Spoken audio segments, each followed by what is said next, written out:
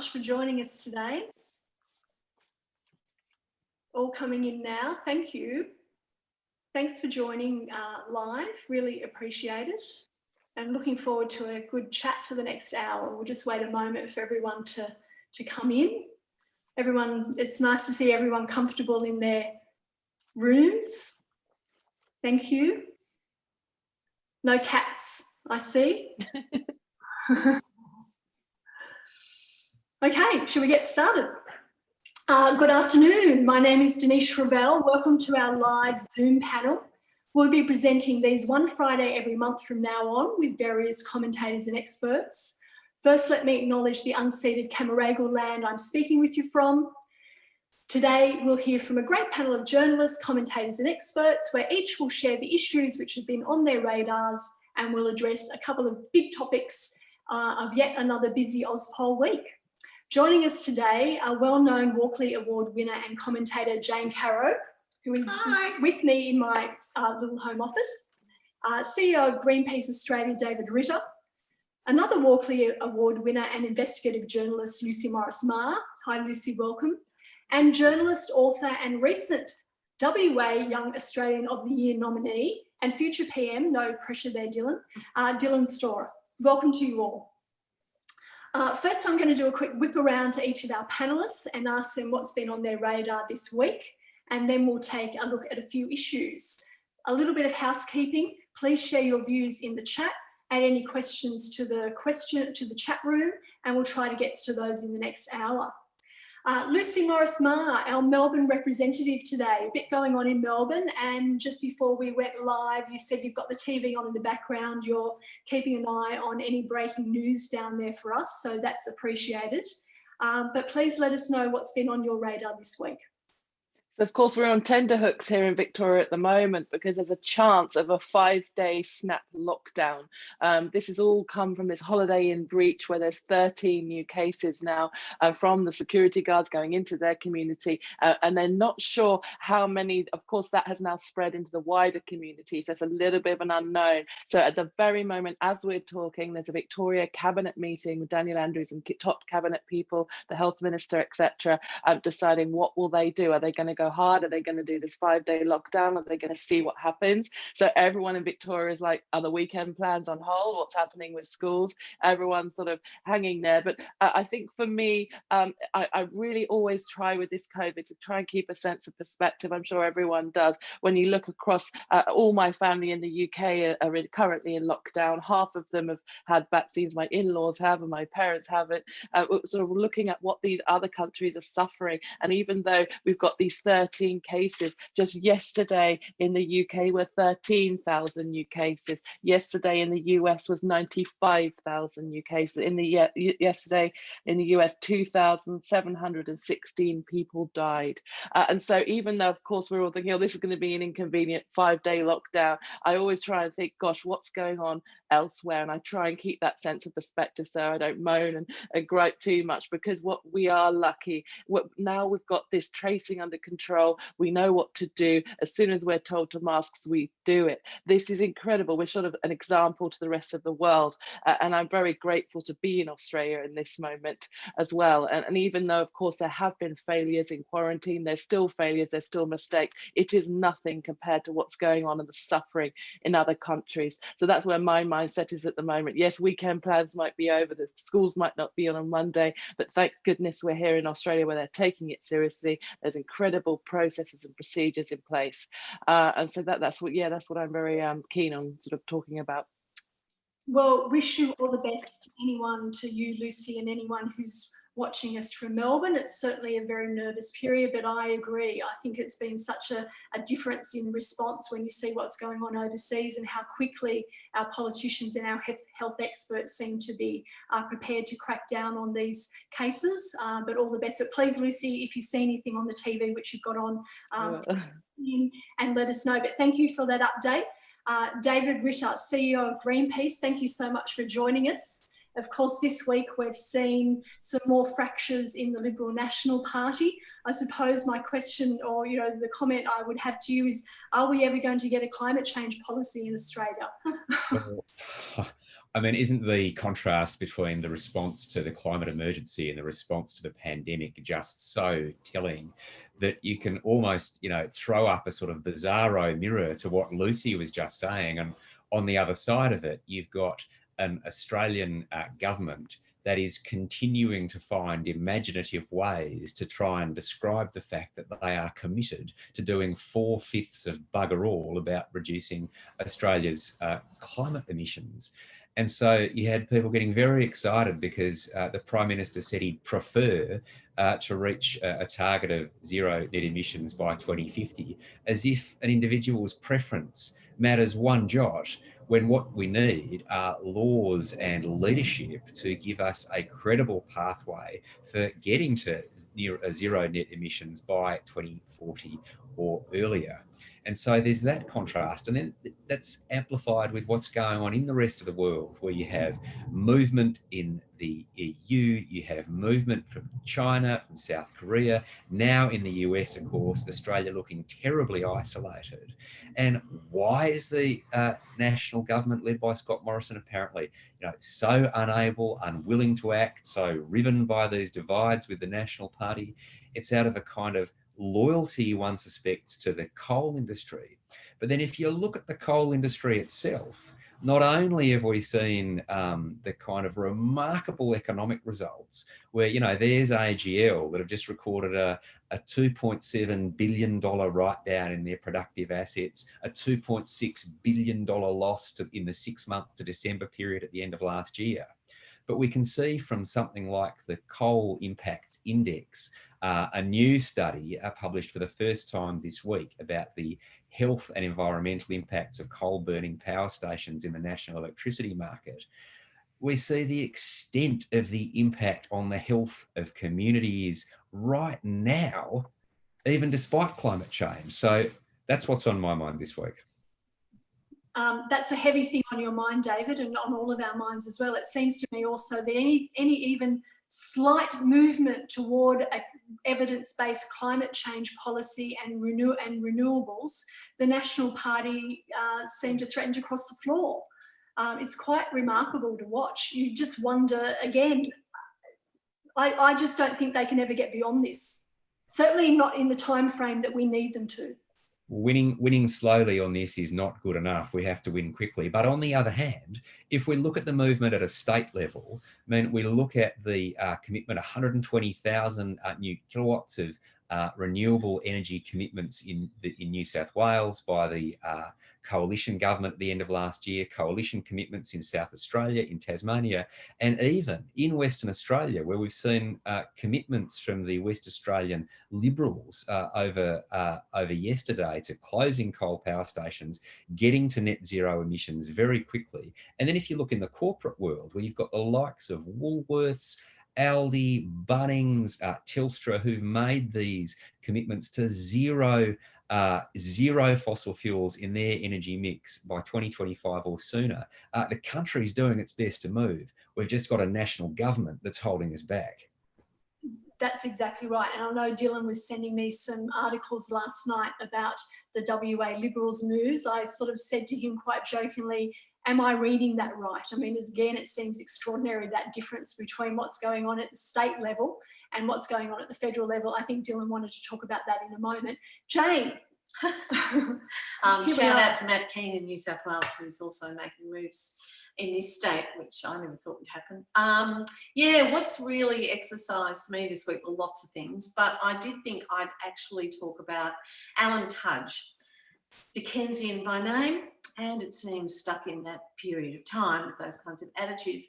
I can hear Tudge as a Dickens character, can't you? He made a fatuous remark about, I've heard it before too, that, you know, childcare is perfectly reasonably priced in Australia. It's $5 an hour, he said. Well, a few people, fortunately, more mathematically literate than I am, have done the sums and worked out that if, you know, you're sending your kids for any length of time, you've got more than one child, for example, just one child, that's somewhere between $13,000 and $16,000 a year after tax. which is a huge impost. Australia has one of the 4 most expensive childcare systems in the world, and this is a solid impediment for women in particular. We heard this week that 90,000 parents, they use the word parents because somehow they're always really politically correct when we're talking about women, but not at all politically correct when we're talking about men. But let's be honest, those 95,000 jobs will be overwhelmingly women's jobs. The 90,000 of them have just given up and left the workforce because of the cost of childcare. And that's a horrifying statistic. What is really frightening me about this whole COVID pandemic is that it seems to be being used as an excuse by Conservative governments. And I'm sorry, I wish I could think this is just ignorance and stupidity, but I've come to the point where I think it's deliberate to actually force back women to get rid of the progress that has happened over the last few decades. 86,000 fewer women and girls enrolled in university in 2020. Yes, there were fewer men who enrolled as well, but half that number, 40-odd thousand. So that's 86,000 women and girls who gave up their dreams last year, and I think the same sort of thing will probably end up happening this year. It's really quite terrifying, and keeping childcare as expensive as it is absolutely an impediment. We also, as you would all know, have taxation that where the real level of taxation when a woman tries to go from 3 days of working to 4 or 5 is almost 90% or higher, because they lose all their benefits, and that all adds up. So that it often ends up costing women, and I know this from my daughter's experience when she did her sums, that it costs families to have the wife and mother go to work. So they're actually paying extra, not earning anything from her income, but actually paying extra. And this is outrageous. And the trouble with this is it leads me on to my second thing, and that is, again, we've had a resurgence of interest thanks to Stephen Jones, the Labor Assistant Treasurer, the other day, talking about poverty in old age and the number of Australian older workers who lose their jobs and can't get back into the workforce, and how they fall between being on New Start, Job Seeker, God knows what they're going to call it next, something equally Orwellian and contrary to what it actually is, and then access to the old age pension. Once again, this disproportionately hits women because of all the impediments I've just spoken about, plus more, that mean that women's work lives are often in and out of the workforce because of their caring duties, casual rather than permanent, part-time rather than full-time. If someone gets sick, if someone needs care, it's almost always the woman who takes time out to do it.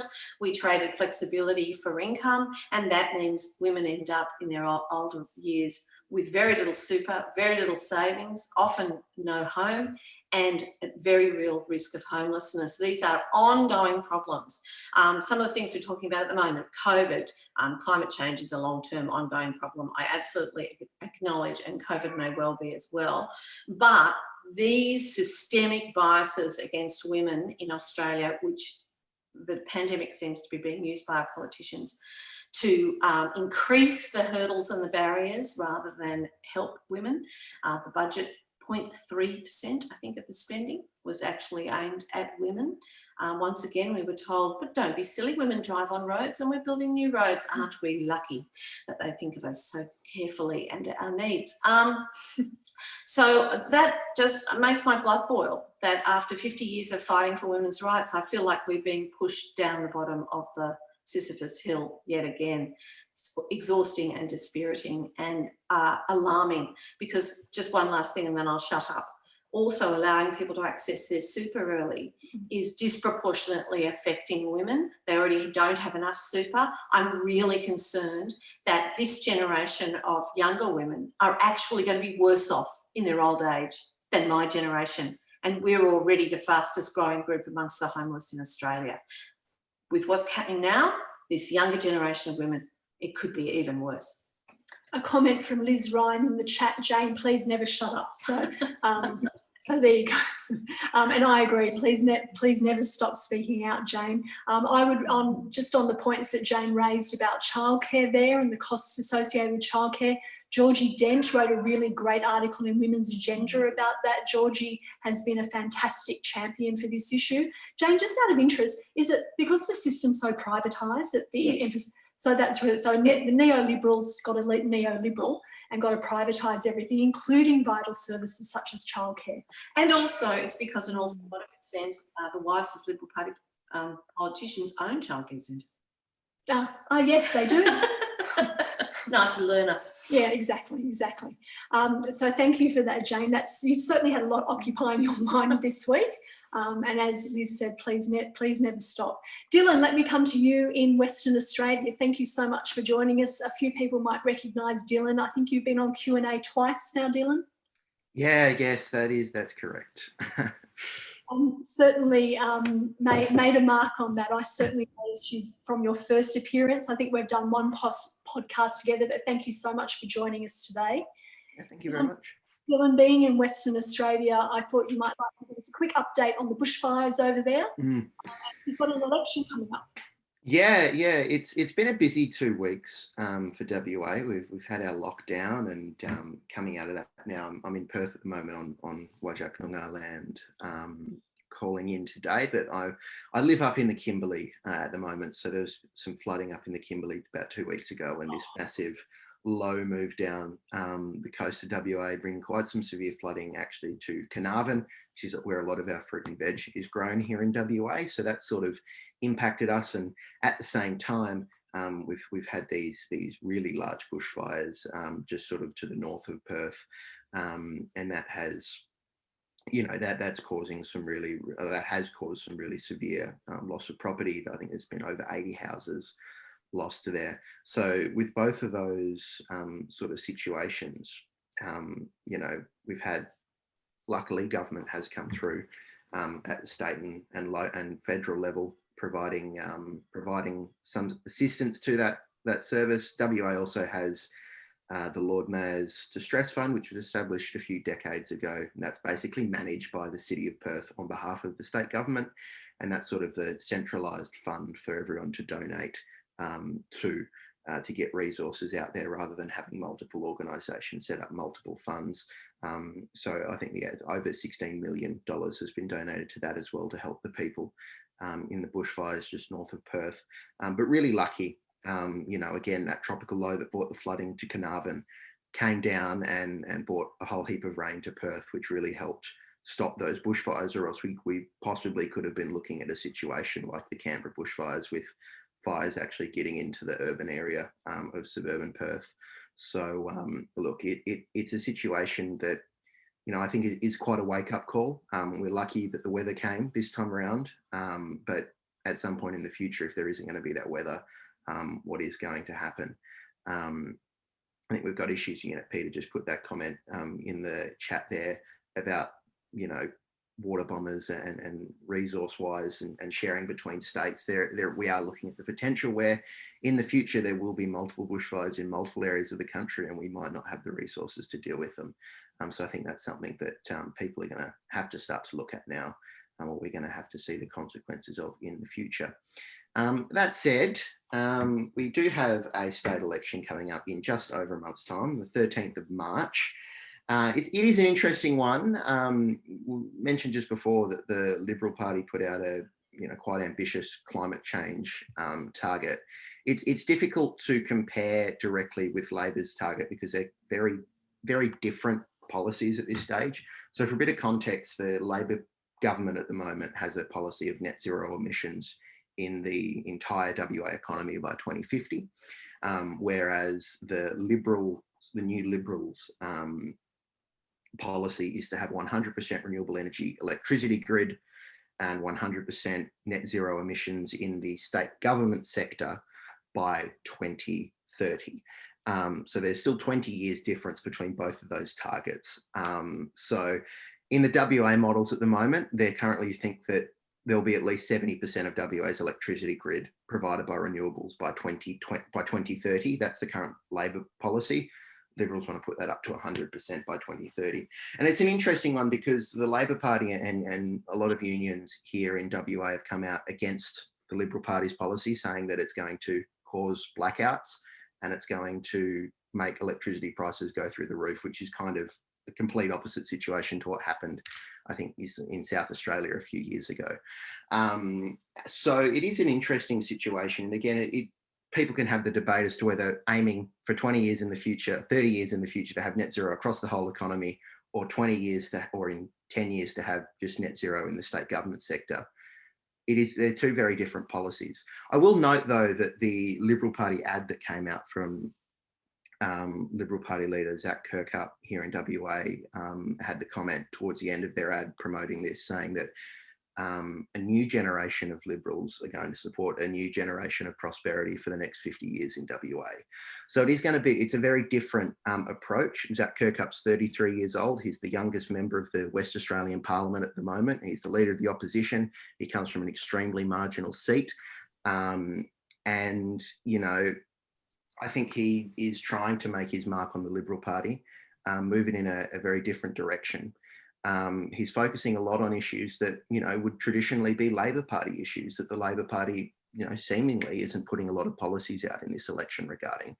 The Labor Party's ads in this WA election are in regards to WA getting their fair share of the GST, keeping WA safe, and bringing WA jobs back. And all of those things are true. And, you know, Mark McGowan is still recording 80+% approval ratings, even after this lockdown.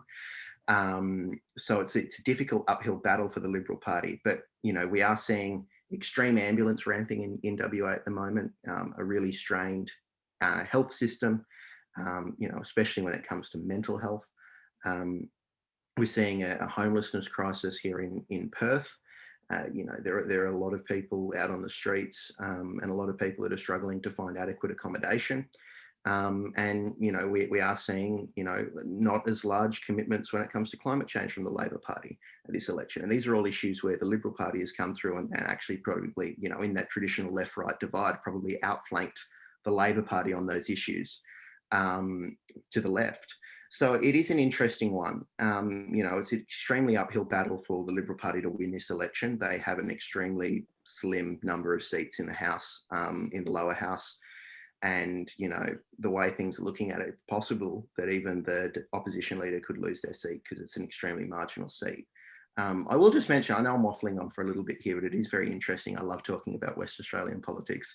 But a seat to really watch out for is my seat up in the Kimberley, the seat of Kimberley in the lower house. And at this election, we have 3 Aboriginal women running for the Greens, the Labor and the Nationals. Now, Labor has held the seat in the Kimberley for decades, since the 80s, and it's been held by an Aboriginal member since the 80s as well, when Ernie Bridge was first elected. That was a Labor Party candidate. After he ran a second time, there was, you know, voter suppression that got taken back to the Supreme Court. The Liberal Party was trucking in voters to try and keep it in. They were doing some really horrible things back then. I really recommend you look at it. The SBS has a documentary called The Kimberley Man, if you want to learn about how the Labor Party got the Kimberley by actually getting Aboriginal people to vote and have their voice and be heard. And it's been held by an Aboriginal person ever since. Ernie Bridge was the first Aboriginal minister, the next member in any Australian government. The next member for the Kimberley was Caro Martin. She was the first Aboriginal woman elected to any Australian parliament. Then we have our current member who's retiring at this election, is Josie Farah. She was the first backbencher opposition member to pass a bill changing the Constitution of West Australia to give Aboriginal people constitutional recognition in WA's Constitution. She did that when the Liberal Party was in power, and she's a Labor member. And now we sort of making history now with, you know, from the best of our knowledge, the first election in any Australian state or territory parliament or national parliament where there's been 3 candidates for the Liberal, for the Greens, Labor and Nationals, all being Aboriginal women. And I think that it's probably a little bit sad, to be honest, that only one of them will be elected, because I think all the candidates, including the Liberal Party candidate up here in the Kimberley, who's a Maori man, but has strong family connections and relationships with the local communities.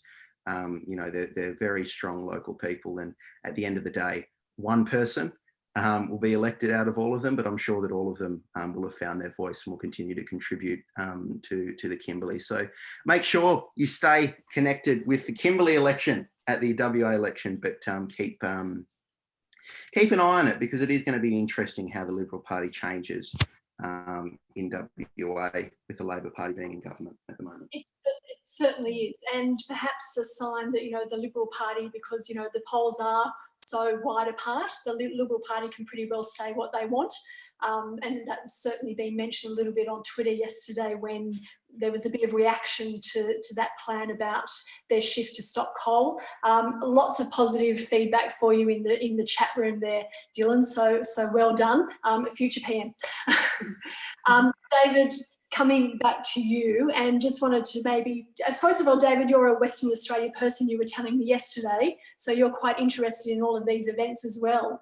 Do you have a comment on, I mean, you commented quickly before on the Western Australia Liberal moves. Does this start to wedge the Labor Party over there? Oh, look, I think it's very sad if we have any political party that starts to pull the nonsense scare stuff about power and jobs. I mean, what we know is that the clean energy transformation means new jobs, means opportunities, that new build clean energy is cheaper, that power prices drop, and of course it's safer, it's better for the environment, better for local communities, you know, better for the climate. All of those things are true. But I think also just reflecting on Dylan's terrific summary of the situation in my home state, wonderful to see the generous impulse of people wanting to reach out and look after communities impacted by fires. But shouldn't it be the case that those who have laid the foundations for these catastrophic fires, by which I mean the fossil fuel corporations who have profited from the climate emergency and who have funded the frustration of decent climate policy in this country and around the world? I mean, why isn't there a disaster pollution levy so that the fossil fuel companies that caused the damage are paying for that damage? I mean, that and paying for it in such a way that no Australian is left behind. I mean, if we have decent, sensible climate policy in this country, it both means that no one is left behind by any climate damage, and no one is left behind by the industrial transformation that we need to make. Well said, well said. Lucie, coming to you, any updates on Melbourne? Not yet, not yet. So it looks like the Health Cabinet of Victoria will take some time to really decide and examine. Obviously, deciding on a snap lockdown is a huge impact on businesses, on people, on everybody, travel, and work situations. And then it's coming out of that lockdown. They won't just, does it come out slowly, or it's so many things I think they have to examine, and they're examining all the sequences and evidence and getting advice. So I think it would take a bit of time here to work that out. And you can read what you want into the fact that the cabinet meeting is taking a while. That could be good, it could be not so good. But Dan Andrews is certainly not sort of held back on going into a quick lockdown when things like this have happened before. As you said, Lucie, if it's your weekend that you have to give up and a few days, then so be it.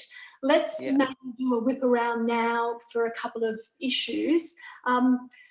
I might be getting a bit ahead of myself here, but I started to notice perhaps a little bit of a shift this week. It might be more hopeful, wishful thinking than anything, but are we starting to see a slight shift to accountability? So this week, of course, we saw accountability come in with Crown Casino, Eddie Maguire, Peter Dutton, some issues with some grants that were given out has certainly been in the news a lot this week. I noticed that Scott Morrison sort of battered that issue away or doorstop this morning. Lucie, let me stay with you. Are we starting to see some kind of shift? Could it be a reaction perhaps to Biden's presidency where there's not anywhere to hide anymore, the rise of right extremism, so it's the reaction against that? What's your view? I think it's such an interesting time because over previous years, and even like you say, in the last week, there's just been this massive reduction in the lack of trust of authority and figures that we thought we could trust. And I think that these people now realise they can't hide, they have to admit it, they have to resign and everything and be accountable, because people aren't going to tolerate it. Look, the Banking Royal Commission, look at all the Royal Commission into Child Abuse, and then of course the extremism in America, which now hopefully, you know, with Biden coming in and everything going on, will now dissipate, and there will be about a rebalancing. So maybe it is more of a rebalancing that hopefully we're going to see now, and people are learning that these powerful figures, powerful institutions are learning the lessons of seeing what's going on. Oh, we can't get away with this behaviour. Let's hope that stops future behaviour. But at the same time, it does sometimes, you know, you don't want to feel sorry for them too much. They've got away with it for a long time, and then finally, you know, then they get what they deserve in a way. But you know, when there's bad behaviour, it's now being seen, and I don't think the public are ready to tolerate it. We're absolutely exhausted by bad behaviour and mistrust, and I think it's a time of reckoning in a way, in many various spheres, you know, all sorts of spheres, and it's very interesting to see. I agree. I think exhausted by it is right. When you follow politics in the way that we do on a daily basis in the news cycle, it's absolutely exhausting. Certainly some comments in the chat room from Julie. Joe Biden has definitely changed the conversation.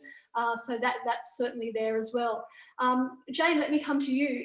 Are we seeing a shift at last? Fingers crossed. I wish I thought so. Yes, we have seen, I think the Crown Casino thing is really interesting, but that's a bit beside politics. That's an actual body that looks after this thing actually doing their job, which is wonderful to see. And maybe that's come out of the Banking Royal Commission, that ASIC and other groups were held to account for not doing their job as rigorously as they should have been. And that may have given other bodies a bit of a wake-up call about that. So that's great.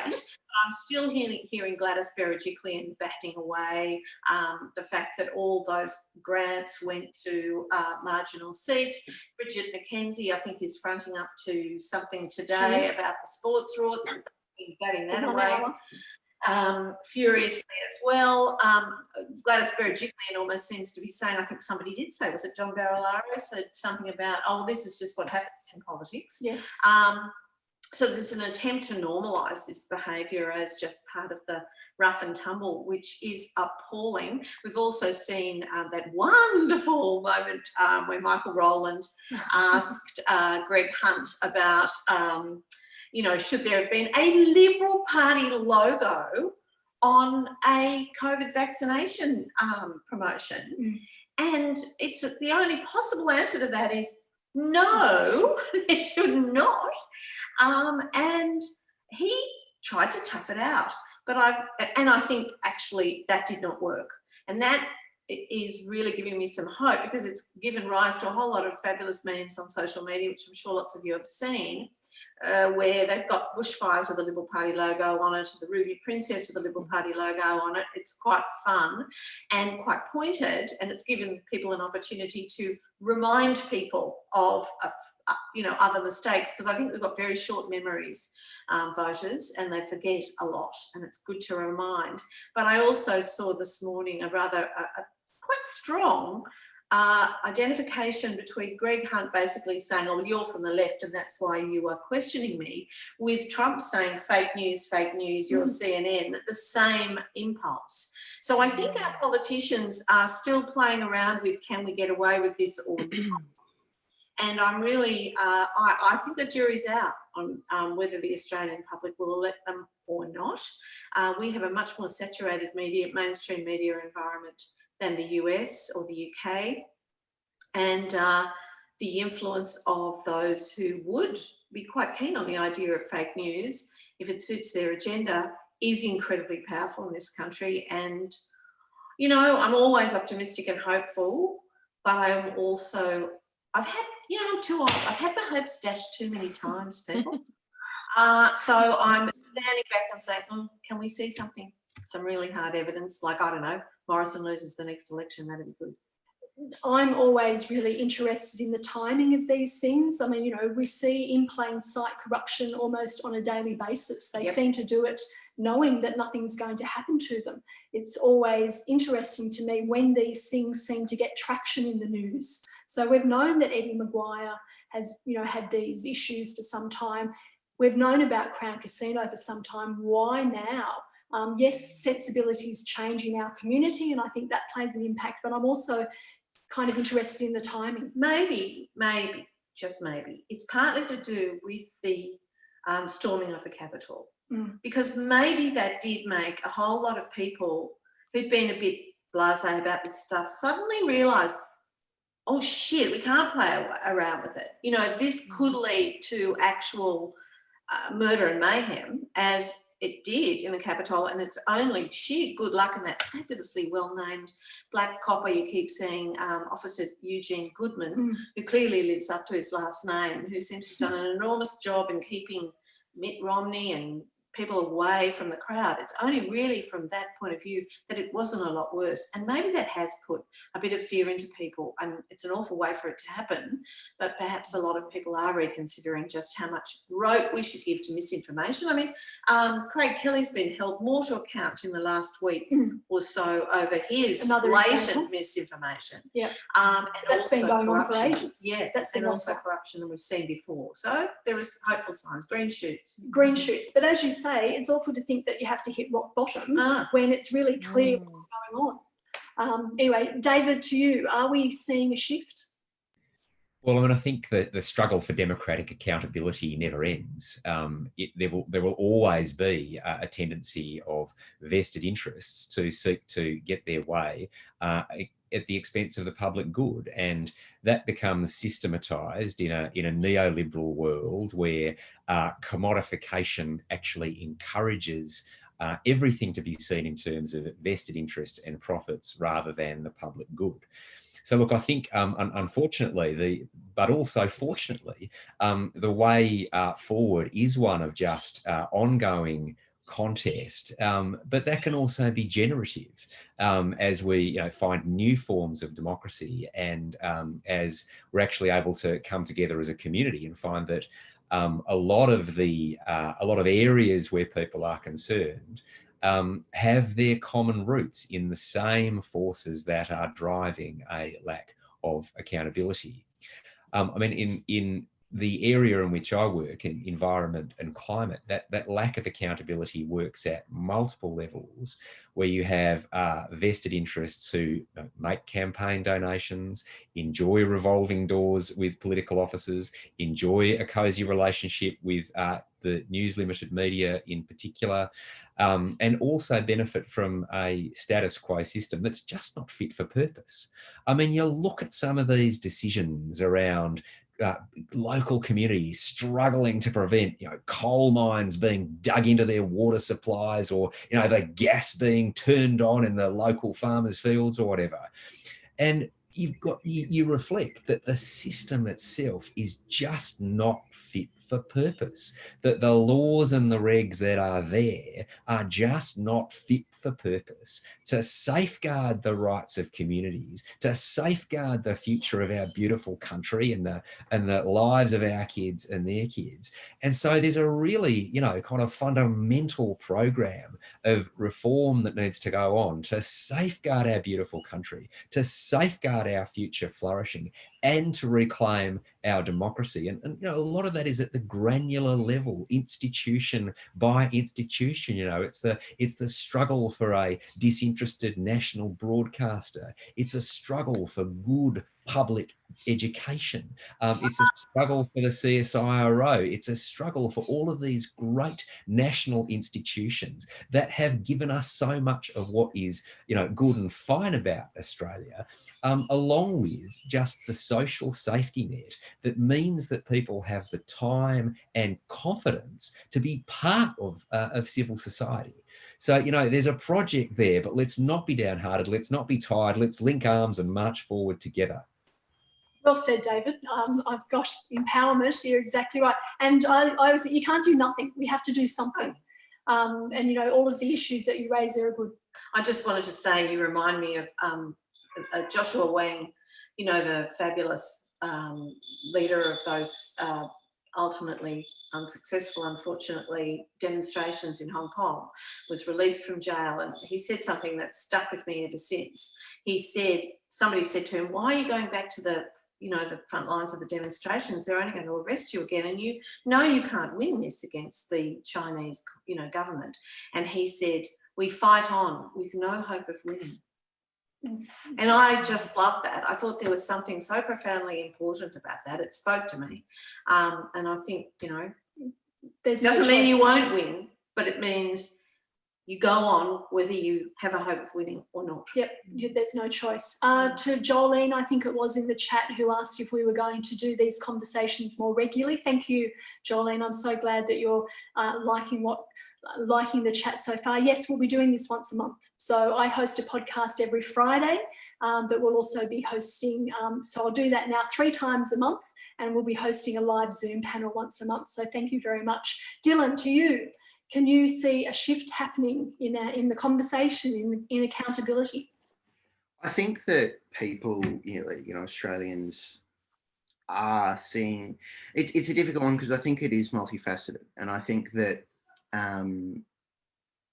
more Australians do have a higher level of trust in our politicians at the moment than they did towards the end of 2019. I know that I was reading, you know, there was research from the ANU saying that, you know, trust in politicians and democratic institutions were at an all-time low in 2018, and that's come back up to, you know, 50 to 60% towards the end of last year.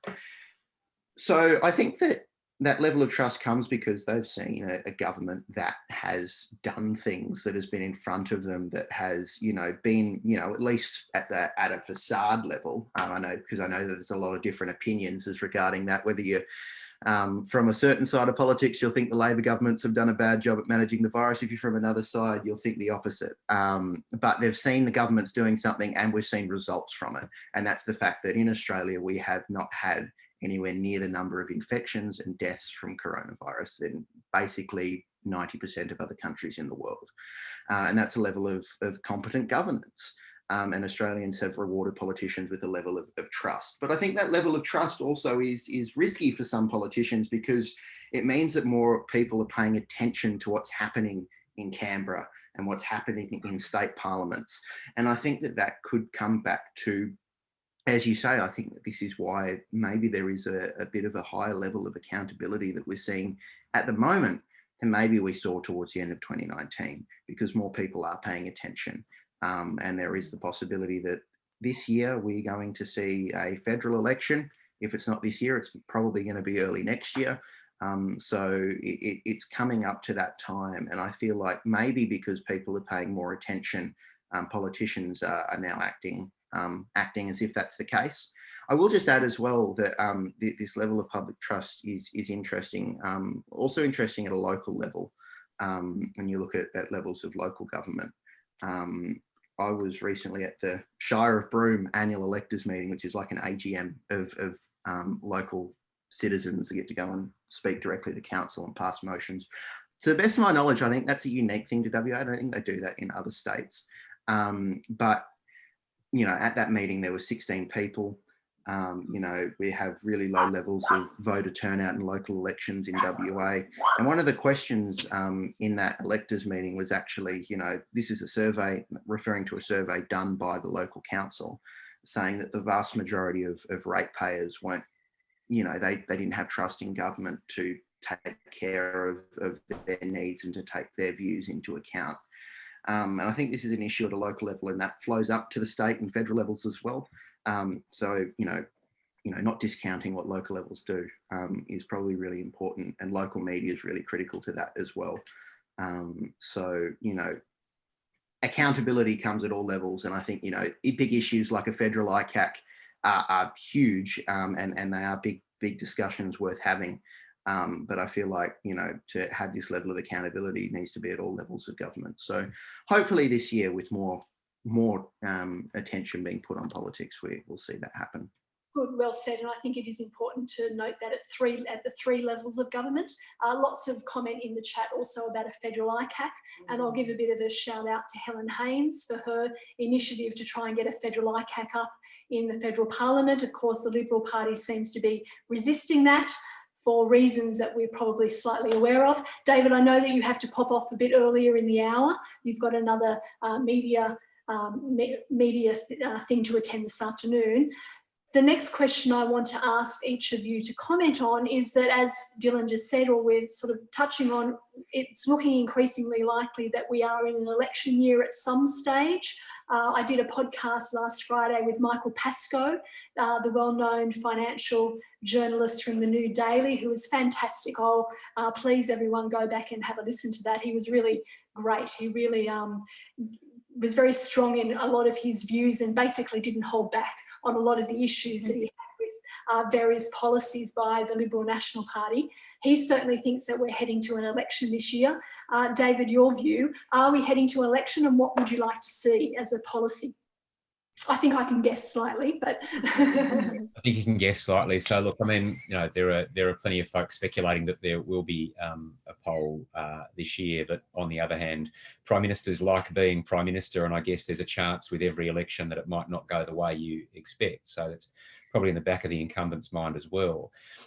Look, absolutely, fundamentally, you know, let's just say it, we need some decent, credible policy and laws in this country to reduce our emissions as fast as we can to get to net zero by 2040 or earlier. We need a decent response to the review of our national environment laws.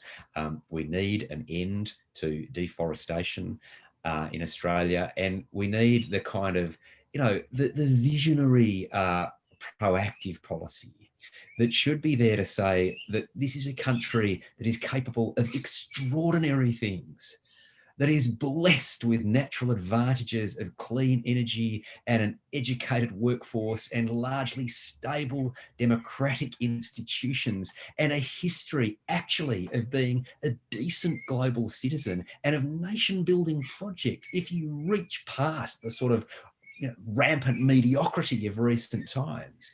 And if we can harness that national tradition, then we are going to send this country in a very different trajectory to the one that it is currently on. And I mean, I'm a great admirer of the work and advocacy of Jane Caro, but Jane, one way I would disagree with you is I am not in this because I have no hope of winning. I am absolutely in this because I'm committed to a world capable of nurturing life in all of its magnificent diversity.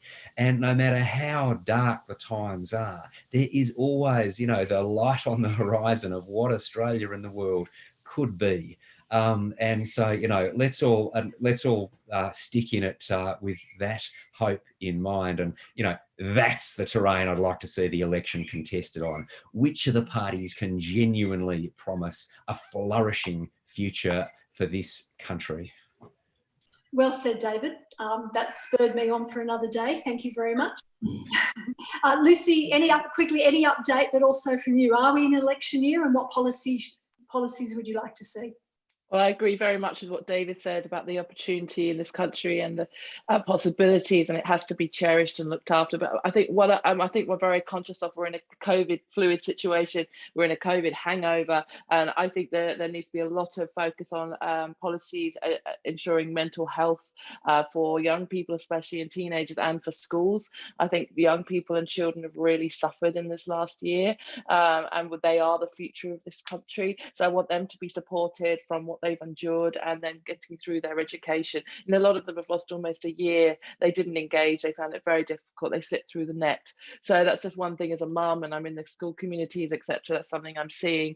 You know, I think that really needs to be focused on, so that we have, you know, a future workforce who's not damaged by what's just happened in the last year, and it's ongoing, of course, as well. So that just, yeah, it's one of my priorities, I think, for this government.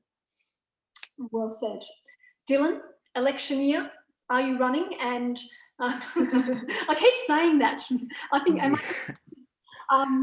and what election year, and what would you like to see?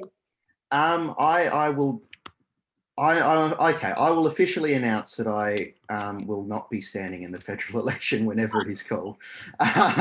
So that won't be happening this year, or maybe in the future. I don't know if I want to get involved in politics. We shall make that decision at another point in time. I don't know where I'll be living either. I moved to New South Wales to study, and I'm back in WA at the moment because who would want to move during the middle of a pandemic? I had to move back about 2 weeks after moving across. That is a very good point as well, Dean. Being involved in politics is far more than just getting elected to be a politician as well. So I 100% agree with that. I do think that we are probably going to be in an election year this year. I think that's probably I think that's probably the conventional wisdom at this point in time. I think that it's looking that way. Scott Morrison will try and capitalise on, again, his relatively high approval ratings from the management of the pandemic. We'll see what happens. I mean, there is always the potential that an election will get called. There's been many elections called in Australian history where the Prime Minister's called it early, thinking that they've got it in the bag, and it has turned out to be a very different situation. So we will see what happens. It's a bet that a lot of prime ministers have made. Some have lost and some have won it. So we will see what happens. It is going to be an interesting one. We saw the Labor Party change their tune at the federal level. They're no longer, the slogan is no longer a fair go for Australia. I think it's we're on your side. So I think that's really laying out what the campaign's going to be about. I think it's going to be about more economic issues. It's going to be probably not as big and bold as the last Labor Party's campaign. It probably won't focus as much on climate. It will be focusing on workplace issues, and I think that that's probably where the election is going to be won or lost. So we will see what happens. I think the Labor Party wants to try and move away from coronavirus. The longer the coronavirus stays in place, and is probably going to be, if the federal government can manage the vaccine rollout well, is going to be an issue that the Labor Party won't want to talk about as much. And they'll want to focus on other core issues that are going to be around and exist for a lot longer than the actual pandemic. So we're going to see it's going to be an interesting one. I certainly, there's no point writing off any particular side at this point in time. It's always up to the voters at the end of the day, and hopefully we can get some vigorous debate and not have any sort of scaremongering, which seems to fuel our politics at the moment. You're a better person than I, Dylan, if you don't think we're going to get scaremongering. I think we're going to get quite a bit of that. I didn't say I didn't think it was going to happen. I just said I hoped it wasn't. Wishful thinking. Wishful thinking, exactly. Yes, again, please listen to the Michael Pascoe podcast from last week. He very much thinks that they'll go this year, partly because some of their deliberate policy settings, certainly on economics, will really start to bite next year. So Scott Morrison will go earlier than that. My sort of message for that end is really, please start organising yourselves. David certainly outlined that we can't give up hope. We need to keep working. I'm certainly seeing some hope in these independent groups that are popping up in various electorates. So there's a lot of voices of groups that are popping up, a lot of other groups that I'll tweet something out a little bit later if others would like to follow me.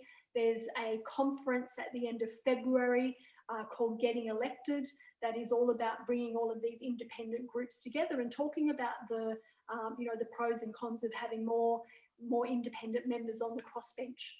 So yeah, I think that that's something positive, hopefully, to look out for. Thank you again, everyone, for joining us today. We've been going for about 55 minutes. It goes very, very quickly. Thanks to everyone who's participated in the chat as well. I might come around. David, just quickly before you have to go, a little final observation.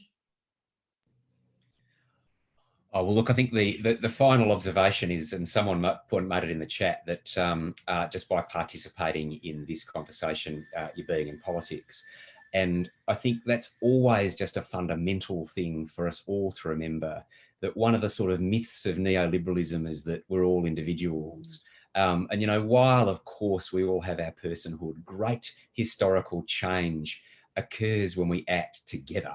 So, you know, my ask for everyone who's in this conversation is just look for as many opportunities as you can for us to be able to work together to just deliver the kind of country that can flourish into the future. Well said. Just seeing some other comments in the chat that The Age is now saying there will be a 5-day lockdown in Victoria. Apparently there's a press conference at 1 o'clock with Dan Andrews. Lucie, is that what you're seeing? No, it's not coming up on Sky News, but obviously, yeah, it'll probably be starting to go on Twitter now, which I'll check. But yeah, that does not surprise me. I mean, like I said, you know, we're lucky to be, I feel very lucky to be here in Australia. I've just had a year of intensive cancer treatment. And if I'd been in the UK, I don't know if I would have survived. Cancer treatment has been stopped, operations have been cancelled. So, you know, this is a slight inconvenience, but I'm still remaining extremely happy to be in Australia right now. And I think we should all be very grateful. There's been problems, yes, there's been issues, but this is we're a blueprint for the rest of the world, and we're an example of good leadership on this matter and public adherence, etc., good messaging, and I think we should all be pretty proud of where we're at. I'm very, very grateful, because I'm certainly very grateful. I'm very grateful that you're very thankful that you're okay, Lucie. A couple of people commenting saying Sky in you've got Sky on. It's also saying it's on the screen banner on ABC 24. Okay. So yeah, all the best to everyone who's watching us from Melbourne. Please stay safe and obviously do everything that we now know to do. Socially distance, wear masks, stay home where you can, and so on. Jane, a final observation from you. I think there'll be an election this year. I really like the fact that there's a bit of tightening in the polls, and maybe we'll get a surprise. You know, I'm always in there pitching. I do hope that we see a return of emphasis to the fortunes of women in this country, because one of the other things about climate change is it is now repeated constantly that if you want to do something about climate change, you have to raise the status of women, that the two things go hand in hand. And it makes sense to me that if you don't want to do anything about that and you want to go back to the old gentleman's club and you want to have small government, then pushing women back 25, 30 years into the past is one really smart way to do it. And we're too quiet about that. It's really hard in this country to raise a voice in defence of 51% of the population and get the other 49% to pay any goddamn attention at all. So my final observation is feminism is this. It is the centuries-old struggle of by half the human race to get the other half to take us seriously.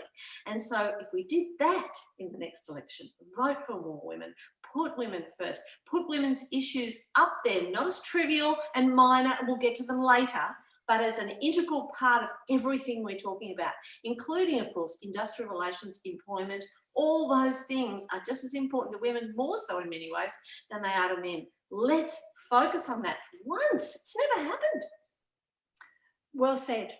Go the women. And I think it's really curious. I mean, we often, of course, talk about, you know, it's the fault of the politicians and it's the fault of the media and it's the fault of this and it's the fault of that. Australians' apathy, particularly in a compulsory vote country, is probably the largest factor. I know in the Twitter community, as an example, we often tear our hair out, you know, when we're having lunch with relatives at Christmas and so on, about how apathetic some people are toward politics. How can we get people's interest in politics a little bit more? Because I truly think that that would make a huge difference. Dylan, to you, a final observation. Yeah, I think it comes back to the point that I made earlier when it comes to local media and regional media. I think there's an interesting thing happening at the moment with the former editor of BuzzFeed Australia, Simon Creer, setting up a new local news startup company for local news. And I think, you know, for a lot of the context, and, you know, this happens for a lot of regional papers and a lot of suburban papers, is that it's very surface level, which is really important. I love surface, you know, just local community happenings. This shop's opened up, this shop's closing down, this is a community event, this is what's happening at the school. Communities are losing that at the moment, but communities also are struggling to have an authentic, independent voice of doing investigations into local issues. And I really do think a lot of this accountability comes from the local level and flows up. you know, I think a good example of that was if you look at the local accountability and levels that happened back decades ago with the green bans in Sydney, and how that flowed onto it to a national and international environmental movement. So it's called PS Media. It's going to be launching, I think, later on this year or next year. I recommend everyone has a look at it because I don't know much about how they're actually going to go about it, but it seems very interesting. It's local, collaborative, yours is their slogan. And they're really seem quite keen on doing more local investigative journalism, reporting on issues, trends, happenings in communities.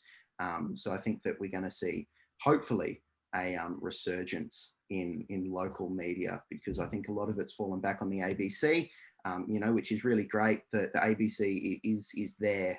You know, I work for the ABC and local radio, but having that diversity of opinion and that diversity of media in regional and rural locations and suburban locations as well, you know, suburbs in the cities is critically important. So I think that that's something to keep an eye on over the next year or two. Hopefully we'll see a bit more of a resurgence in local media. Yes, I'll give a big thumbs up for that as well. I'm involved in a project supporting hyperlocal media organisations in the suburbs and also in the regions, filling news deserts that have been left by News Corp and some of the larger media organisations pulling out of those areas. That to me is certainly a green shoot in a quite challenged media landscape. So I echo what Dylan has said there. Communities are really organising themselves to produce really great, again, community-led and community-focused news. Often led by women, I notice. Yes, there you go. I'm so sorry we couldn't get to some of the questions and we couldn't open it up to some in the audience a little more. We've gone a bit over time. I will get better at doing this and organising our time next time. But thank you everyone so much for all of your wonderful comments. I know a couple of you have commented and said you'd like us to comment on the media landscape in Australia. I promise we'll do that next time. So in the meantime, I'll say thank you to Dylan Storer from Western Australia for joining us. Thank you, Lucie Morris-Marr, and all the best for Melbourne in the next few days. Thank you to David Ritter, CEO of Greenpeace, who's had to go off a little bit earlier. And thank you, Jane Caro. You travelled a whole suburb to get here. Exactly. Less than a whole suburb. And Jane and I are now going to have big gossip, so we better make sure the sound is off. But thank you. As I said, I'm now going to be hosting these panels once a month. One Friday every month. Certainly keep an eye out on the email, the Australia at Home email. I'll be tweeting it also. But again, thanks everyone for joining us. A really interesting chat. I'm on the drum tonight. Oh, Jane's on the drum tonight. We're talking about sex. Should be really whoa. Melbourne might need it. Thanks so much for all, and thank you so much for hosting. It's been really fantastic. Thank you. Oh, that's a pleasure. And yes, Peter, I've realised Jane and I are a little bit. Sorry about that. I will make sure that that's all taken care of a little bit more next time. But hopefully the conversation's been good, even if you haven't been able to see us as well. But thanks everyone, especially panellists. Really appreciate you joining me. Wonderful. And please everyone, hang in there. Have a good day. Melbourne people, all the best to you, and please stay safe.